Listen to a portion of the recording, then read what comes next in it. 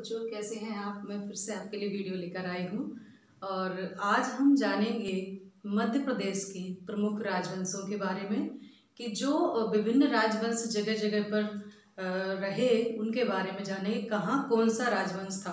क्योंकि अक्सर ये प्रश्न पूछ लिया जाता है, जैसा कि मैंने कहा कि बहुत साधारण से दिखने वाले ये प्रश्न हमें बिल्कुल घुमा देते हैं। एकदम से दिमाग ऐसा हो जाता है कि अरे ये तो हमने पढ़ा था पर मुझे याद नहीं आ रहा। क्योंकि इनको विस्तृत रूप से हमें पढ़ने की आवश्यकता है, क्योंकि कोई भी विषय मध्य प्रदेश जीके का कोई भी विषय अछूता नहीं रहना चाहिए जिसे हम साधारण समझें। क्योंकि जितना भी सिलेबस आपको दिया गया है वो सभी बहुत महत्वपूर्ण है ना, कोई भी कम ज़्यादा नहीं है। होता क्या है कि हमें लगता है ये तो इतिहास है, जाते जाते पढ़ लेंगे, पर वहाँ पर हमसे चूक हो जाती है। और जब इस तरह से प्रश्न पूछ लिया जाता है तो हमें पता होते हुए भी हम नहीं बता पाते, भूल जाते हैं। तो आइए, ऐसी ही एक समरी प्रस्तुत की है राजवंशों की, जिनको आप चार्ट बनाकर अपने कमरे में अगर लगा लेंगे तो याद करने में आसानी होगी। तो चलिए स्टार्ट करते हैं। यहाँ मैंने राजवंश के नाम लिखे हैं और यहाँ पर क्षेत्र, यानी किस क्षेत्र में उन्होंने शासन किया। ठीक है, तो चलिए सबसे पहले हम देखते हैं चंदेल वंश। चंदेल वंश का शासन कहाँ पर था? बुंदेलखंड में था, है ना। चंदेल वंश बुंदेलखंड, तो कभी ऐसे इंटरकनेक्ट करके भी हमें याद करना चाहिए, चंदेल वंश बुंदेलखंड, है ना। जब भी बुंदेलखंड का नाम आए आपको चंदेल वंश दिमाग में आ जाना चाहिए, है ना। और दूसरा है तोमर वंश ग्वालियर।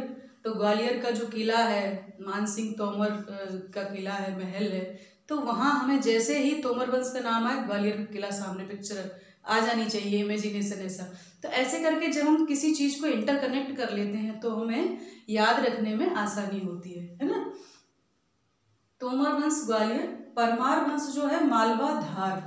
परमार वंश कहाँ था? मालवा धार। मालवा में दो तीन राजवंशों के शासन रहे हैं, सभी अलग अलग हैं, अभी आपको बताएंगे। तो परमार वंश मालवा धार। बुंदेला राज्य या वंश जो है बुंदेलखंड, चूंकि बुंदेला तो सरल हो जाएगा, बुंदेला बुंदेलखंड, है ना, स्वाभाविक है, बुंदेला बुंदेलखंड, तो इन्हें याद करने में आसानी होगी। होलकर वंश। होलकर वंश इंदौर में, मालवा में है इंदौर, है ना, तो होलकर इंदौर। सिंधिया ग्वालियर। कारुस बघेलखंड। चंद्रवंश बघेलखंड से लेके तो बुंदेलखंड तक फैला हुआ था। अब आप देखो, इसी दो राजवंश जो है यहाँ पर वो ग्वालियर में है और दो राजवंश जो है वो मालवा में है। कौन कौन से? देखो यहाँ पर एक तो तोमर वंश, ठीक है, ग्वालियर में है, और सिंधिया वंश भी ग्वालियर में है ना। इसी प्रकार से हम देखेंगे कि मालवा में कौन कौन से हैं, तो एक तो है परमार वंश और दूसरा है होलकर वंश। तो दो वंश अभी हमने राजवंश पढ़े ग्वालियर के और दो राजवंश मालवा के, ये धार में और ये होलकर इंदौर में, लेकिन मालवा क्षेत्र में, है ना। तो इस प्रकार से हम इंटरकनेक्ट करते जाएंगे तो हमें याद रहेगा कि मालवा में कौन कौन से राजवंश हैं, तो होलकर इंदौर में, है ना, परमार धार में। तो इस प्रकार से हमें याद करने में आसानी होगी। अगला चलते हैं, जो यादव वंश है वो कहाँ कहाँ था? यादव वंश। तो यादव वंश कहाँ कहाँ था? ये है आपके चंबल, बेतवा, केन नदियों का मध्य भूभाग। चंबल, केन, बेतवा, है ना, बेतवा नदियों का मध्य भूभाग, यानी इन नदियों के बीच का जो भाग है वो यादव वंश जो है वहां शासन करता था, चंबल, बेतवा, केन नदियों का। ठीक है, अगला जो हमारा है सुंग वंश। ठीक है, सुंग वंश कहाँ था? सुंग वंश हमने इतिहास में पढ़ा है ना। तो सुंग वंश कहाँ पर था? सुंग वंश जो है विदिशा या बेसनगर, विदिशा को पहले बेसनगर कहते थे, है ना। तो सुंग वंश रहा है विदिशा, या जिसे बेसनगर कहा जाता था, बेसनगर, है ना। विदिशा बेसनगर में सुंग वंश का शासन था। और नागवंश कहाँ था? नागवंश दो जगह था, विदिशा में और ग्वालियर में। नागवंश। नागवंश का शासन कहाँ पर था? विदिशा और ग्वालियर। विदिशा और ग्वालियर, दो जगह नागवंश का शासन था। ठीक है, और उसके बाद तो नागवंश, अब तीसरा आ गया, ग्वालियर में तीसरा राजवंश भी आ गया है ना। ग्वालियर में नागवंश का भी शासन था, सिंधिया थे और तोमर थे। उसके अलावा शुंग वंश के बाद नागवंश, बौद्धि वंश।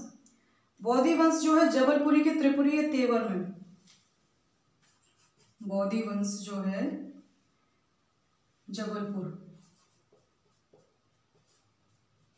बौद्धि वंश कहाँ था?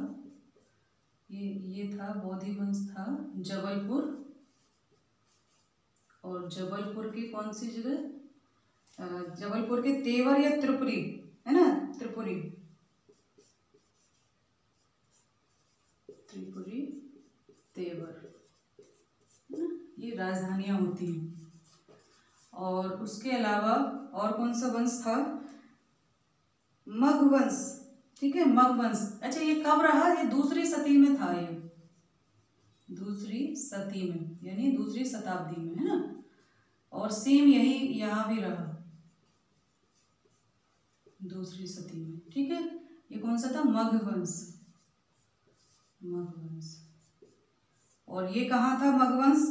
ये था बघेलखंड में। बघेलखंड। अब बघेलखंड में कौन कौन सा? याद करो पिछले वाले, तो ऐसे हमें याद रखने पड़ेंगे कि बघेलखंड में कौन कौन से थे, ग्वालियर में कौन कौन से थे, मालवा में कौन कौन से थे। तो जब दो दो तीन तीन चार चार राजवंशों ने शासन किया तो हमें याद आएगा। जब भी कभी क्वेश्चन आ जाए कि फलाना वंश कहाँ, तो तुरंत दिमाग में आना चाहिए कि यहाँ ये राजवंश शासन करते थे। ठीक है, तो मगवंश था बघेलखंड में। उसके अलावा अमीर वंश, ये अहिवास, विदिशा, झांसी, अहिवास, विदिशा और झांसी में ना आमिर वंश था, ये आमिर वंश। तो ये कहाँ था? विदिशा और झांसी, दो जगह। अब विदिशा तो आता है मध्य प्रदेश में, और झांसी कहाँ आता है? यूपी में, पर लगा हुआ है ना मध्य प्रदेश से। तो विदिशा और झांसी में ये आमिर वंश था। ठीक, और उसके अलावा बाकाटक वंश, बाकाटक वंश, बाकाटक वंश जो है वो कहाँ था? ये था विंध्य प्रदेश, मालवा और विदिशा। ठीक है, यहाँ अहिवास भी है, अहिवास। ठीक है, और यहाँ पर आएगा विंध्य प्रदेश, विंध्य प्रदेश। ठीक है, विंध्य प्रदेश में, और मालवा और विदिशा में भी, है ना, मालवा, विदिशा, यहाँ पर इनका शासन था। कारण क्या होता है कि अलग अलग समय में अलग अलग शासन होते हैं, तो एक ही जगह पर अलग अलग टाइम में अलग लोगों के शासन होते हैं। कोई पहली शताब्दी में, दूसरी शताब्दी, चौथी शताब्दी, तो ये चौथी शताब्दी में था। ठीक है, ये ओलिकट वंश अगला है, ओलिकट वंश। ओलिकट वंश, और ये ओलिकट वंश कहाँ है? ये दसपुर, मंदसौर, दसपुर, मंदसौर, है ना, मंदसौर में। तो ये होगा ये वाले, अब इसको इरेज करना पड़ेगा। ये सब वंश हम इसलिए पढ़ते हैं ताकि हमें ज्ञात हो, पुराने इतिहास जब पता होगा तभी हम अपना वर्तमान और भविष्य को देख सकते हैं ना, कितना समृद्ध था हमारा इतिहास। वो हमें ये करने की प्रेरणा देता है कि जब हमारे पीछे इतना समृद्ध इतिहास है तो हमारी आने वाली पीढ़ियाँ या वर्तमान पीढ़ी बहुत कुछ कर सकती है ना। या हम किसके वंशज हैं, हम पर किसने शासन किया, हम कौन से वंश, किसके वंशज हैं, ये भी हमें पता होना चाहिए। अगला है मोखरी वंश। ठीक है, मोखरी वंश, मोखरी वंश, मोखरी वंश कहाँ था? ये था मालवा, ठीक है, मोखरी वंश कहाँ था? ये मालवा में था। और मालवा के अलावा दसपुर मंदसौर में, ठीक है, मोखरी मंदसौर ऐसे याद कर सकते हैं। और अगला जो है वो है परिव्राजक वंश है ना, परिव्राजक वंश। और ये कहाँ था? ये था बुंदेलखंड में। बुंदेलखंड, तो बुंदेलखंड में भी काफी वंश शासन कर चुके थे वहां पर, है ना, बुंदेलखंड। और परिव्राजक के बाद है आपका शैल वंश। शैलपुत्री हम जानते हैं ना, वैसे ही शैल वंश। तो ये कहाँ रहा है शैल वंश रहा है कौशल प्रदेश में। कौशल हम जानते हैं, जबलपुर को कौशल प्रदेश कहते थे, जबलपुर क्षेत्र जो था ना, कौशल प्रदेश। शैल वंश कौशल प्रदेश या महाकौशल, इसको हम कहेंगे महाकौशल भी वही क्षेत्र है, जबलपुर का क्षेत्र है ना, महाकौशल या कौशल प्रदेश। और उसके बाद पांड्य वंश ने कहाँ शासन किया? तो पांड्य वंश ने जो है मैकल प्रदेश या अमरकंटक, मैकल सुता, आपने नाम सुना होगा देवी का, मैकल प्रदेश, ठीक है, या इसको हम कह सकते हैं अमरकंटक के आसपास, है ना, अमरकंटक या मैकल प्रदेश। अगला जो है वो है गुर्जर प्रतिहार वंश। तो गुर्जर प्रतिहार ने मध्य प्रदेश के किस जगह पर शासन किया? गुर्जर प्रतिहार वंश, तो गुर्जर प्रतिहारों ने उज्जैन में, है ना, उज्जैन में शासन किया, उज्जैन में, है ना। और उसके अलावा गुहिल वंश, मुठिल वंश है, है ना, मुठिल